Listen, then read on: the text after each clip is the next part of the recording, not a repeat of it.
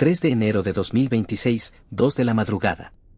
Un hombre abre los ojos dentro de una fortaleza de hormigón y acero que domina la capital, rodeado por 1000 guardias armados y cientos de asesores cubanos que vigilan cada pasillo. El sonido de los rotores de los helicópteros corta el silencio de la noche y el eco de los pasos metálicos retumba bajo los muros del fuerte Tiuna.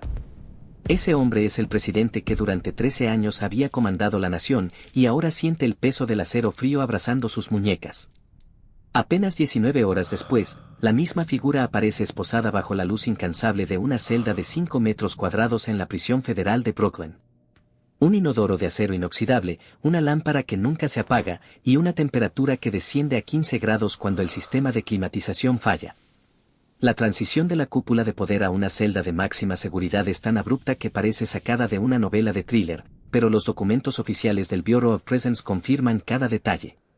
Mientras el mundo observa, una regla invisible se vuelve palpable, mientras se tiene el control, se es intocable, cuando se pierde, se cae desde lo más alto.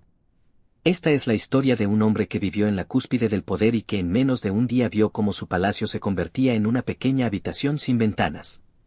Si esto te está abriendo los ojos, suscríbete y activa la campana para no perder el próximo capítulo de esta saga. Para entender cómo llegó a este punto, hay que retroceder a los inicios. Nicolás Maduro, conductor de autobús en su juventud, militante desde los años 80, ascendió a canciller en 2006 y, tras la muerte de Hugo Chávez en 2013, ganó una elección con menos del 2% de la diferencia. Juró solemnemente defender la Constitución y, sin embargo, los 13 años siguientes fueron testigos de un colapso económico sin precedentes.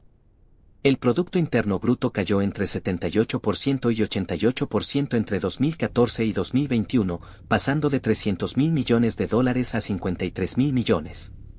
La inflación se disparó a 53.798.500%, borrando 14 ceros del bolívar.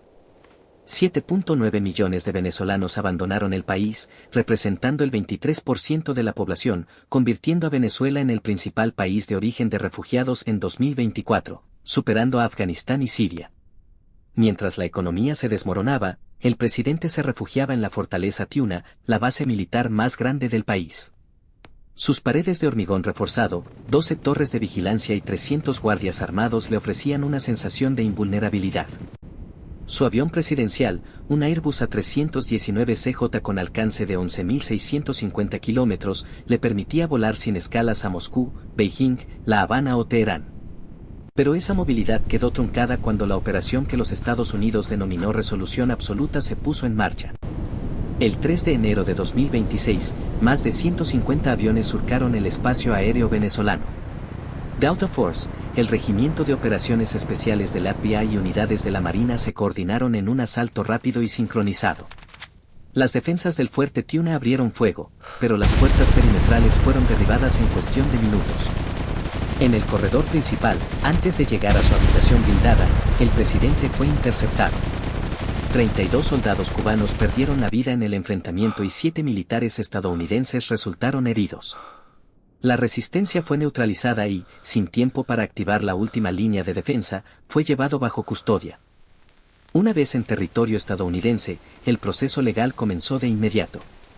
En la sala 26A del Tribunal de Manhattan, el juez Auden K. Egerstein, veterano de la Segunda Guerra Mundial, escuchó al hombre que se presentaba como presidente. «Mi nombre es Nicolás Maduro Moros, soy presidente», declaró, mientras los intérpretes traducían sus palabras. El juez fijó la próxima audiencia para el 17 de marzo de 2026 y ordenó su traslado a la prisión de máxima seguridad. Andy C. Brooklyn, conocida como el infierno en la tierra por la Associated Press, alberga a los internos más peligrosos del país. La unidad de alta seguridad, llamada Special Housing Unit, cuenta con 27 muertes desde 2020, 4 suicidios y 2 asesinatos por puñaladas. La celda mide aproximadamente 6 pies por 9 pies, lo que equivale a 5 metros cuadrados. Dentro, una litera metálica, un colchón delgado, una cobija y un escritorio empotrado son los únicos muebles. Las cámaras de vigilancia graban las 24 horas del día, y el inodoro de acero solo permite descarga 3 veces al día, impidiendo su uso fuera de esos horarios. El clima interior falla con frecuencia. En febrero de 2019, durante una crisis energética, la temperatura descendió a 15 grados mientras el exterior se mantenía bajo cero. Los presos temblaban bajo cobijas individuales, sin calefacción durante días. La luz nunca se apaga, creando un ruido constante que resuena en la mente de los reclusos.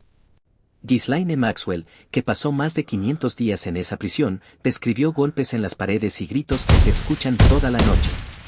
Ahora, la rutina diaria del expresidente se reduce a 23 horas encerrado y 1 hora fuera de la celda, en una zona de recreación rodeada de mallas metálicas, sin acceso a luz natural.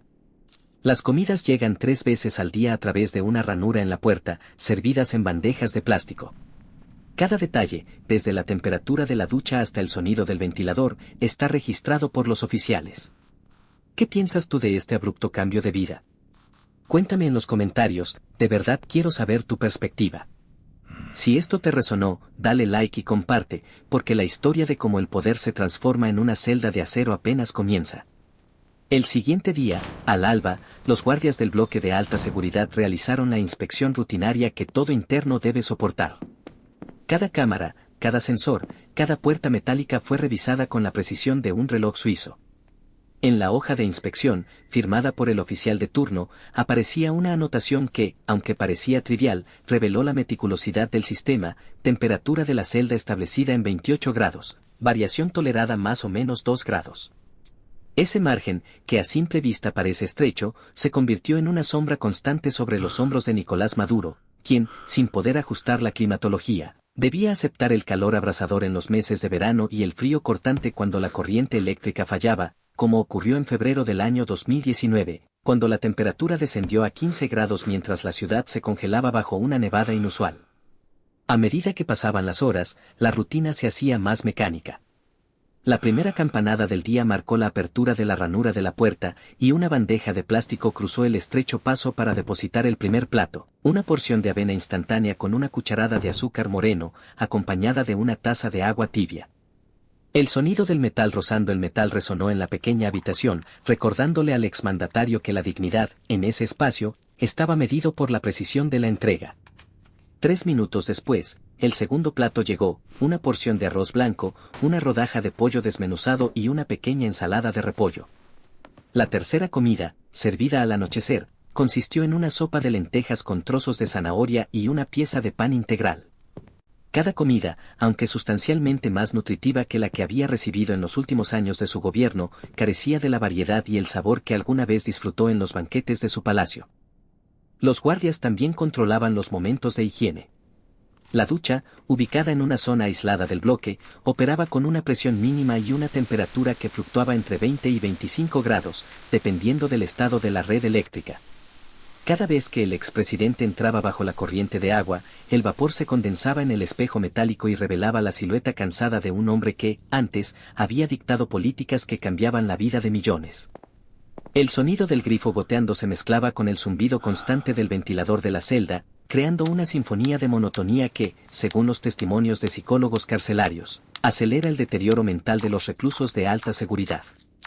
A medida que la semana avanzaba, los reportes de los oficiales comenzaron a incluir anotaciones más detalladas sobre el estado de ánimo del interno. En el informe de la jornada del viernes, el capitán de la unidad escribió: se observa una disminución en la interacción verbal, el interno mantiene la mirada fija en el pequeño ventanal sin abrir, parece reflexionar sobre su situación. Esa observación, aunque breve, trajo a colación la pregunta que muchos espectadores se hacen: ¿cómo afecta la repentina pérdida de poder a la psique de alguien que estuvo acostumbrado a controlar a una nación entera? Los expertos en trauma político explican que la transición abrupta de una vida de decisiones estratégicas a la ausencia total de autonomía genera un desbalance que puede desencadenar episodios de depresión profunda, ansiedad y, en casos extremos, alucinaciones. En medio de este escenario opresivo, la prensa internacional comenzó a cubrir el caso con una intensidad sin precedentes. Los noticieros de Europa y América del Norte dedicaron bloques completos a analizar la caída del líder latinoamericano. Algunos comentaristas describieron el episodio como un símbolo de la justicia que alcanza incluso a los más poderosos. Otros, sin embargo, criticaron la forma en que los Estados Unidos manejaron la detención, señalando que el proceso judicial aún estaba en marcha y que la presión mediática podría influir en la imparcialidad del juicio.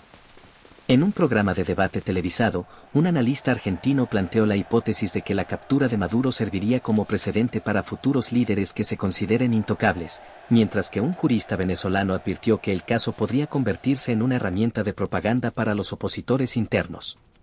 Mientras tanto, dentro de la prisión, el expresidente recibió una visita inesperada. Un abogado de derechos humanos, con una placa que identificaba su nombre y su afiliación, cruzó la puerta de la zona de recreación bajo la vigilancia de 2 guardias armados. La conversación, que duró apenas 15 minutos, se centró en la solicitud de acceso a documentos médicos y en la posibilidad de apelar la medida de aislamiento continuo. El abogado, con voz calmada pero firme, le recordó a Maduro que, a pesar de la dureza del entorno, aún conservaba ciertos derechos garantizados por la Constitución de los Estados Unidos y por los tratados internacionales de los que el país es signatario. El exmandatario asintió lentamente, mostrando una mezcla de resignación y esperanza que, aunque tenue, reveló la persistencia de una voluntad que había sobrevivido a décadas de crisis. Al salir de la visita, el guardia de turno comentó en voz baja, sin que la cámara captara sus palabras, que este caso es diferente a cualquier otro que hayamos tenido. Esa frase, aunque simple, encapsuló la magnitud del suceso. Un hombre que había liderado una nación entera, ahora reducido a una rutina de 23 horas en una celda de 5 metros cuadrados, bajo la mirada constante de cámaras que no descansan. La historia, como un río que no se detiene, siguió fluyendo hacia la siguiente fase del proceso judicial. El día siguiente, el Tribunal Federal emitió una orden que fijó la fecha de la audiencia preliminar para el 17 de marzo del año 2026. En la audiencia, el juez, con su voz profunda y pausada, explicó que el caso requeriría una revisión exhaustiva de las pruebas presentadas por la Fiscalía, que incluían testimonios de testigos internos, documentos financieros y registros de comunicaciones internacionales. La Fiscalía, por su parte, presentó una serie de videos de drones que mostraban la circulación de mercancías sospechosas a través de puertos del Caribe, vinculando a Maduro con redes de contrabando de petróleo y de armas. Los defensores, a su vez, argumentaron que las pruebas estaban contaminadas por la manipulación de agencias de inteligencia que, según ellos, buscaban desestabilizar a Venezuela. Mientras la audiencia se desarrollaba, la cámara se enfocó en el rostro del expresidente, cuya expresión era un mosaico de determinación y agotamiento. En un momento, sus ojos se cruzaron con los del juez. Por un breve instante, se percibió una chispa de reconocimiento mutuo, como si ambos comprendieran la importancia histórica del proceso que estaban viviendo. El juez, sin levantar la vista, indicó al secretario que se registrara la declaración de Maduro, y el hombre, con la voz entrecortada, comenzó a relatar su versión de los hechos. Habló de los intentos de negociación con la oposición, de los acuerdos de paz que nunca llegaron a concretarse y de las presiones externas que, según él, habían dirigido la economía del país hacia la espiral descendente que la comunidad internacional catalogó como colapso. Sus palabras, cargadas de un tono que mezclaba defensa y resignación, resonaron en la sala como un eco de los años de poder que había experimentado. Al concluir la audiencia, el juez anunció que la fecha del juicio se fijaría para el 16 de junio del año 2026 y que, mientras tanto, Maduro permanecería bajo la estricta vigilancia del bloque de alta seguridad. La audiencia, transmitida en vivo por varios canales, generó una ola de reacciones en redes sociales. Los usuarios, divididos entre los que aplaudían la firmeza del sistema judicial y los que denunciaban una cacería política, dejaron comentarios que iban desde justicia finalmente se hace presente hasta esto es un espectáculo de poder. En medio de ese debate, el narrador del video, con la voz grave que había acompañado la historia desde el principio, invitó a la audiencia a reflexionar. ¿Qué significa realmente la caída de un líder cuando el mundo lo observa a través de una lente de cámaras Audiencia, y titulares? noticia del día. Pase, En los pase, días la mejor siguientes a la información. audiencia, Que tenga la un buen prensa día. de la región latinoamericana publicó una serie de reportajes que profundizaban en la vida dentro del Fuerte Tiuna, la fortaleza militar que había sido el hogar del presidente durante sus años de mandato. Los reportes describían los pasillos de hormigón reforzado, los cuartos de mando subterráneos y los sistemas de defensa antiaérea que, según fuentes oficiales, estaban operativos hasta el último día antes de la captura. Imágenes satelitales, analizadas por expertos en geoespacial, mostraron la reducción de la actividad militar en la zona, lo que sugiere que la infraestructura estaba siendo desmantelada poco a poco, como si el propio edificio estuviera perdiendo su propósito.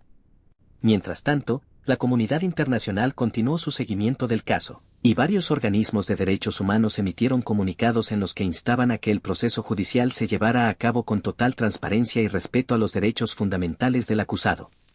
Uno de esos comunicados, firmado por la Oficina del Alto Comisionado de las Naciones Unidas para los Derechos Humanos, subrayó que la detención de un ex jefe de Estado debe observar los estándares internacionales, garantizando acceso a asistencia legal, condiciones de detención dignas y la prohibición de cualquier forma de tortura o trato cruel. Estas palabras, aunque formuladas con la formalidad propia de la diplomacia, resonaron en la audiencia del video como un recordatorio de que, más allá de la política, existen normas que deben ser respetadas. En la celda, los minutos se deslizaban como arena entre los dedos. Cada amanecer traía consigo el mismo sonido de la puerta metálica abriéndose y cerrándose, la misma rutina de comidas entregadas por la ranura, la misma luz tenue que nunca se apagaba. Los guardias, entrenados para actuar con precisión, mantenían una distancia profesional que evitaba cualquier interacción personal. Sin embargo, en los momentos en que el silencio se volvía demasiado denso, la mente del expresidente vagaba entre recuerdos de discursos en la Plaza Bolívar, de encuentros con líderes mundiales y de la sensación de control que, ahora, le era ajena. En una de esas noches, mientras el ventilador emitía su zumbido constante, Maduro recordó una frase que había escuchado en una entrevista años atrás, cuando aún disfrutaba de la impunidad: el poder no es un trono, es una responsabilidad. Esa frase, que en aquel momento le había parecido un simple cliché, ahora resonaba como una verdad ineludible.